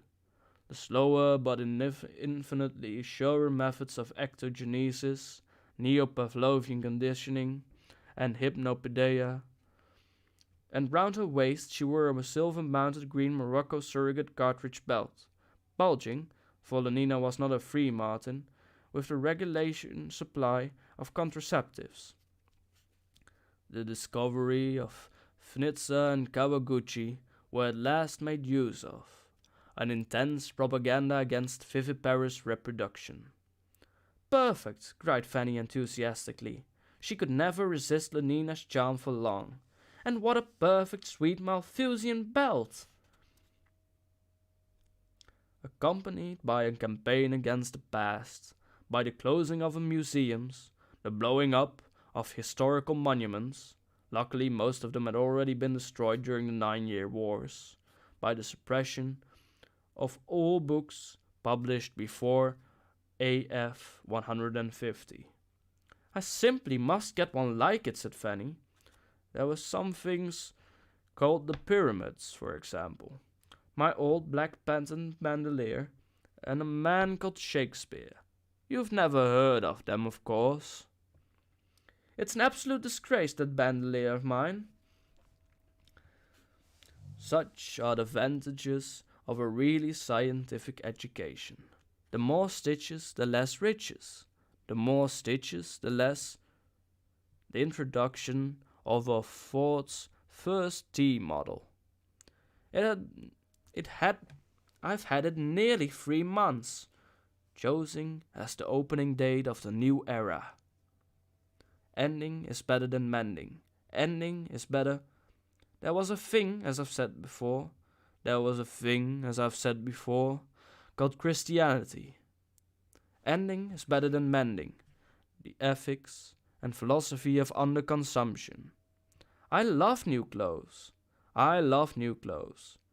I love so essential when there was underproduction, but in an age of machines and fixation on nitrogen, positively a crime against society.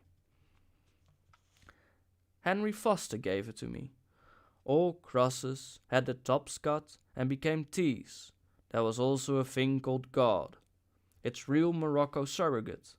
We have the world state now, and Ford's Day celebrations, and community sings, and solidarity services.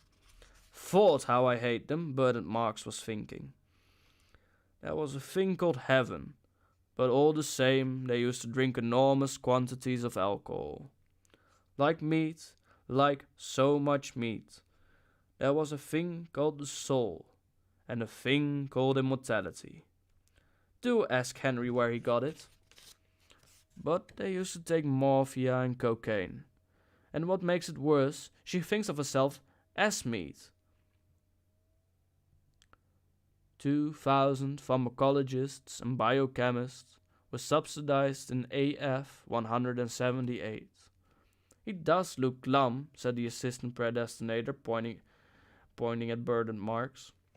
6 years later, it was being produced commercially. The perfect drug. Let's bait him. Euphoric, narcotic, pleasantly hallucinant. Glum, Marx, glum. The clap on the shoulder made him start, look up. It was the brute Henry Foster. What you need is a gram of soma. All the advantages of Christianity and alcohol, none of their defects. Thought, I should like to kill you, but all he did was to say, no thank you, and fend off the pre-offered tube of tablets. Take a holiday from reality whenever you like, and come back without so much as a headache or a mythology. Take it, insisted Henry Foster. Take it. Stability was practically assured. 1 cubic centimeter cures 10 gloomy sentiments, said the assistant predestinator, citing a piece of homely hypnopedic wisdom. It only remained to conquer old age. Damn you! Damn you! Shouted Bernard Marx. Hoity-toity. Gonadal hormones, transfusion of young blood, magnesium salts. And do remember that a gram is better than a dam. They went out, laughing. All the physiological stigmata of old age have been abolished, and along with them, of course. Don't forget to ask him about the Malthusian belt, said Fanny. Along with them, all the old man's mental peculiarities. Characters remain constant throughout a whole lifetime. 2 rounds of obstacle golf to get through before dark. I must fly. Work, play, at 60-odd powers and tastes are what they were at 17. Old man, in the bad old days, used to renounce, retire, take to religion, spend that time reading, thinking. Idiot swine, Bernard Marx was saying to himself as he walked down the corridor to the lift. Now, such a progress, the old man work, the old man copulate, the old man have no time, no leisure from pressure, not a moment to sit down and think, or even if by some unlucky chance such a crevice of time should yawn in the solid substance of their distraction, there is always soma, delicious soma, half a gram for a half holiday, a gram for a weekend, 2 grams for a trip to the gorgeous east, 3 for a dark eternity on the moon, returning whence they find themselves on the other side of the crevice, safe on the solid ground of daily labor and distraction, scampering from feely to feely, from girl to pneumatic girl, from electromagnetic golf course to "Go away, little girl," shouted the DHC angrily. "Go away, little boy. Can't you see that his foreship is busy? Go and do your erotic play somewhere else." "Suffer, little children," said the controller. Slowly, majestically, with the faint humming of machinery, the conveyors moved forward. 33 centimeters an hour. In the red darkness glinted innumerable rubies. Oh boy. Yeah, it's pretty good thus far. I like it. I do find his writing style a little confusing. In the end of the third chapter, he, like every sentence, every block base, like it's written in small blocks, and every block is just, it switches between perspectives from Nina to the controller. Also, I hope you like the voices I did. I think I hope it makes it slightly better to understand who is speaking. Of course, voices might switch and shift over the course of reading. Also, if I forget to do them, don't hate on me, 0 viewers. Seeing as this is my fun project after all, and I don't really care about your opinion. Or actually, I kind of do. But, like, don't expect me to change due to your opinion, I guess. These were the first 3 chapters. I don't know when I will be back. Probably sometime next week. When I feel like reading again. Or, yeah, reading out loud, I guess. As for this stream, it is at an end. So I hope you'll enjoyed it. If you watched till the end, if you watched at all, thank you for tagging along. If you have any comments, feel free to post them under the video. And I will see you guys next time. Have a good weekend. Bye bye.